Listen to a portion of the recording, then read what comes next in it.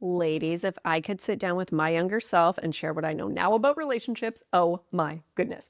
I would tell her 7 things that I did not realize were making things so much worse during the hard days of my relationship. Some things I had to stop completely, and others, like number 7, were total game changers that I didn't even know I needed. Back then, I was running on autopilot like most people, never even questioning these 7 patterns. Now, after years of studying relationships, seeing transformation in my own relationship and with my clients, it is super clear that these unconscious habits just kept me stuck in painful cycles. I am Lindsay. This is Loving with Intention. Let's dive into these 7 things. And looking back at these things, they were not even on my radar. We don't know what we don't know. So if you are a married woman and you want a happier relationship and you relate to even one of these things, it's actually really good news. It means that there's room for growth and change. You can empower yourself to change the dance. Oh, when you change your steps in the dance, the whole dance actually changes, which often means that you start seeing your husband do things that you've been wishing he would do, like showing you appreciation, really hearing you, showing softness, understanding. You have got this. And in case you don't know, my partner and I had a very difficult relationship with a lot of negativity, a lot of fighting, threatening the relationship. We wouldn't really repair, and we did break up. We now have a thriving relationship, and what I'm sharing absolutely contributed to making things so much better when I learned these things. So, the very first thing that I would go back and tell my younger self is this: when your partner does something that triggers you, maybe they don't text back for hours, or they seem distant during dinner, or they make a comment and it stings, we humans, all of us humans, instantly create stories in our heads about what that means. And the crazy part that I never realized, we often automatically assume their actions mean the same thing they would mean if we did the very same action. So I remember coming home after a long work day and the sink was loaded up with dishes. For me, I like to have the dishes all clean when he gets home from work so that he walks into a clean house and doesn't feel like he has to do anything. So when I saw those dishes, in a split second, my mind went to, he doesn't care about making things nice for me. He doesn't think about what my experience will be when I walk in after work. Because if I left dishes, that's exactly what it would mean, that I hadn't considered his experience of coming home from work. It makes so much sense that we assume these things too because it's our lived experience. What I later learned was the feelings I had when I walked in the door were about that story I created about the dishes. I assumed he didn't care, but here's the real kicker. He actually doesn't care at all, like at all, if he gets home from work and there's dirty dishes in the sink. He shows his care too in completely different ways that I wasn't even noticing. He always has food waiting for me, which isn't something that I always do because cooking is not my favorite. So bless us humans. Once I learned how this plays out in like a million ways in our relationships, everything shifted. Instead of creating stories about what things mean, I started noticing the stories, getting curious about what they meant to me versus meant to him. This one shift brings so much more ease into every day. And side note, I am talking to women, and if you are a man watching this, these are human things.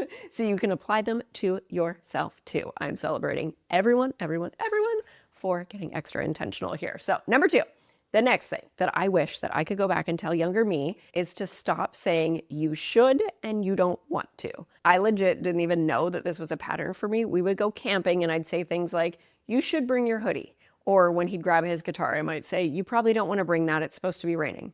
Again, so much compassion for me and anyone else who does this because we get to grow. And it kind of ties in with the last point. I was making these suggestions based on what I would want or wouldn't want, not even realizing that I was trying to take away his choice, his independence, his needs, his desires, disrespecting him, so much more. So when I finally put 2 and 2 together and thought of all the times that someone said to me, oh, you don't want to do that, when I'm like excited about a thing or have an idea, oh my goodness. Not only does it make me want to do that thing even more, I feel frustrated, not seen, disrespected, unappreciated. It brought a whole lot more love and respect into our relationship when I stopped saying these things. Of course, if I think something's a good idea or even a bad idea, I can still share that. But there's a much healthier way. Rather than, you should bring your hoodie, I might say, I checked the weather and it's going to be really cold. Do you want to bring your hoodie? And then I get to respect his answer. And honestly, I might just sneak it in the car because I do love to be prepared. Uh, but we do get to respect these things and ask in a different way. And you might think like saying, oh, you should bring your hoodie is not that big of a deal. And when you're saying it as often as I would and telling him things that he shouldn't do too, it becomes a big deal. And I don't need to say those things because how the heck would I know what he wants to do or doesn't want to do? And the third thing that I wish that I could tell younger me, and this is still one that I work on regularly, is that I'm really good at speaking my own love language, and it's absolutely crucial to get intentional about speaking his. My love languages are physical touch and words of affirmation.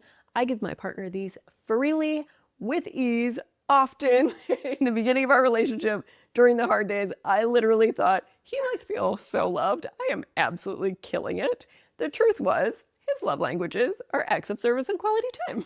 So he actually wasn't feeling the love that I was pouring into him in the same way that I would have felt it or that I thought he was. I knew what his love languages were, but I didn't realize the impact of not speaking them. I would even think that I was doing quality time, but it wasn't actually quality for him because it wasn't the things that he actually wanted to do. I definitely did not learn this growing up, so how would I or we know any differently? When we got intentional in our relationship later on, we actually made lists of what made us feel loved within our love languages, which is something that I do with my clients. And then we started feeling loved. I saw his energy change. I felt mine change when he would speak mine. When we're both like in this groove of rocking each other's love languages, we both feel so much more appreciated, connected, happier, lighter. Things feel easier. It is huge. And I know that some people don't love the love languages concept. It totally is nuanced. And I will say that I have never worked with a woman or a couple where speaking love languages didn't make a big impact. So anecdotally, in my experience, it's a game changer. So the fourth one, this next one, I would really, really, really love to share with younger me. It's okay to disagree. In the hard days, if we disagreed about something like how to spend our weekend, our thoughts about a situation we'd just been in, or even bigger things like our views on big life things, I would just keep explaining my point of view in 10,000 different ways. I would be thinking, I'm obviously not saying this in the right way because once he gets what I mean, then he'll agree with me. We would just go in circles. I know I'm not the only one who does this. The truth is, we disagree on things and we see things differently. Some things, not all things, and that's okay. It's okay that we do. Back then, I couldn't hold space for that to exist. I thought disagreeing meant something bad. Like if he doesn't believe what I believe or see things the way that I do, that must be bad or mean that I'm wrong. Those are the things that would come up for me. Now it's pretty easy for me just to recognize when we're disagreeing and say, I'm happy to agree to disagree. I also get really curious about his side of things so I can understand his world more. And the cool thing is there are so many times that we end up realizing that we are actually way closer to agreeing, but we only get there through hearing each other, validating each other, appreciating each other's thoughts, not trying to force the other one to change. Just this one shift resulted in way less arguments. And I just want to point out, like, as always, I am sharing my stuff, my point of view, my experience. Anything that I do share about my partner's experience, I have run by him and got the okay, but obviously I'm not painting the full picture. I mean, for either of us. So, side note, and back to the fifth thing that I would tell my younger self is your nervous system, girl, is running the show, and you can actually do something about it. I would get triggered and hurt by things and not realize that that was my nervous system getting activated. I would spiral during and after arguments. I spent many nights awake ruminating, repeating everything that was said in an argument over and over, rehearsing how things might go in the morning when I brought up my hurt feelings, if I could bring myself to do that. I spent little to no time regulating myself. I did not know how important this was. Our thoughts are so different when we are in fight, flight, freeze, or fawn. They are way different than when we are calm and regulated. We see worst case scenarios when we're activated. There's anxiety, stress, we lack empathy, we catastrophize. Ruminating is actually a really good clue that you should give your nervous system some love, and that's not always easy. Diving into nervous system work inside and outside triggered moments was a massive part of creating our thriving relationship, and it's why nervous system love is one of the pillars of my love journey process. Starting to recognize my nervous system cues. I started meditating, learning different breathing techniques, having calming mantras, bilateral tapping, which is my freaking favorite, inside and outside triggered moments. All of these things meant that I got triggered less. I didn't go into full-blown activation nearly as often. I can stay present more, and I'm not walking around in a state of fight or flight or totally shut down. I now know my nervous system cues and feel them happening. I can quickly pause and I can work on regulating rather than getting caught up in the storm. Of course, I don't catch them every time. And oh my gosh, compared to before, it's completely different. So I will say it again. Our nervous systems are running the show. I always say to my clients, I could give you all the tools and all the tips to work on things, but if we don't work on your nervous system, all of that is going to fly right out the window when you get triggered because your nervous system thinks that you're facing a bear and you're in a life or death situation. It is a big deal, such a big deal. Number six, oh my gosh, this was a hard pattern to break and a hard thing to believe. I wish that I could go back and tell younger me, you really can't change someone else. I would tell her that things did not get better in our relationship because you finally figured out how to change things. Did that girl ever try to change him in so many ways? Younger me read so many relationship books without realizing I was just reading them to confirm that he was the problem. I read them to figure out how to change him. I would tell younger me that of course he would love him to change. Your efforts come from this most beautiful place. You want to feel loved and heard and understood, all of that goodness, and change, like incredible, amazing change, comes from changing you.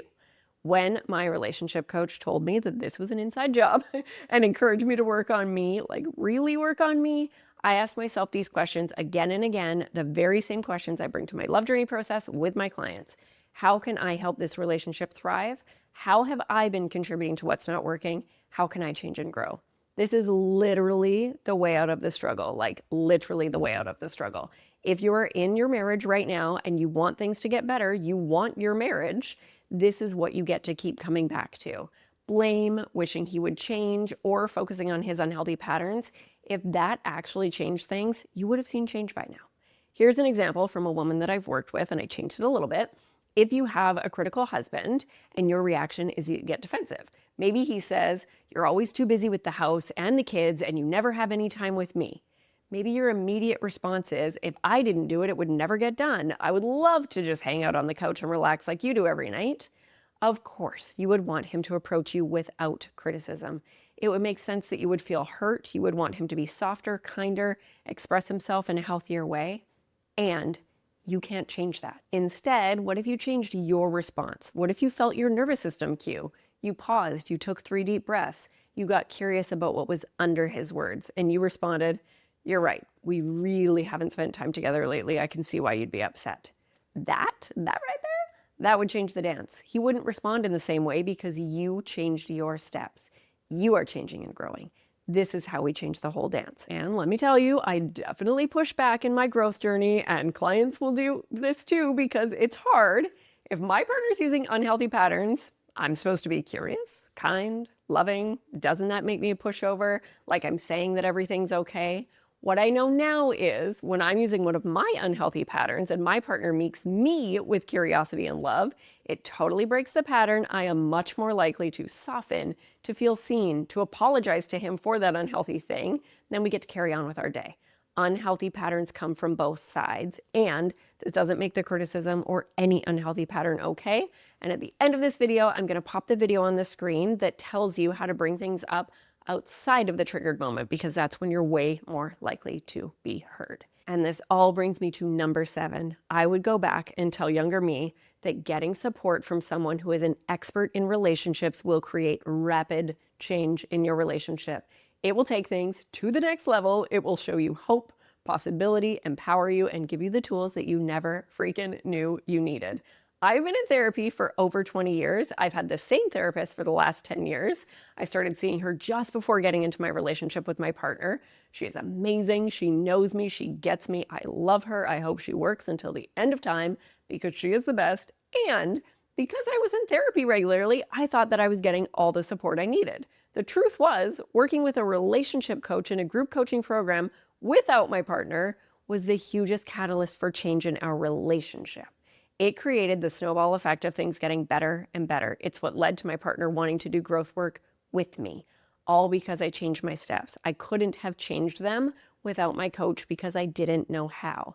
And like I said, I had pushback. If I had just read in a book that I was supposed to get curious and loving when my partner was being not kind to me, I would have just skimmed on by like, yeah, cool, not happening. What else can I do?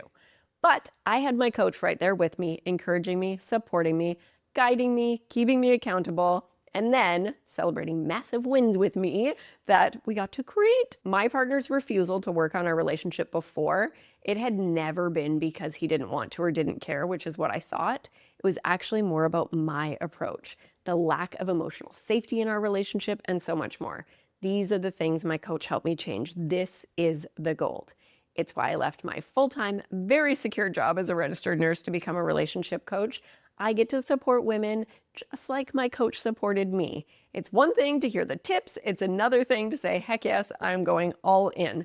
I always wonder if I had gotten a coach before the breakup and getting back together, would it have saved a lot of heartache? Maybe, probably. And I do trust that it all unfolded perfectly because we're here now. But I would still love to give younger me a little nudge about this one right when we got back together so we could just like pick up the pace. So looking back at these 7 things that I wish that I could tell my younger self, I realize now that every struggle was actually leading me to where I needed to be. But you don't have to wait for a breakup or major crisis to start making positive changes in your relationship. You can actually start right now. And if you are in a breakup or a major crisis, you can still start right now. Your intentional action for the week, pick just one of these 7 things that resonated the most with you. Maybe it's working on your nervous system or changing your steps in the dance or getting the support you need. If you take just one step in this direction this week, you are changing things. There is so much hope. And of course, you can reach out to me if getting support is something that you would love. It is my greatest joy in the whole wide world. The video on the screen is the one that I mentioned. It breaks down how you can change unhealthy patterns in the moment with love and then bring up your hurt outside of the triggered moment and address that unhealthy pattern. You have got this. I am so grateful that you are here and I am sending so much love into your day. Remember, nothing changes if nothing changes. So let's take one step and have a super intentional week.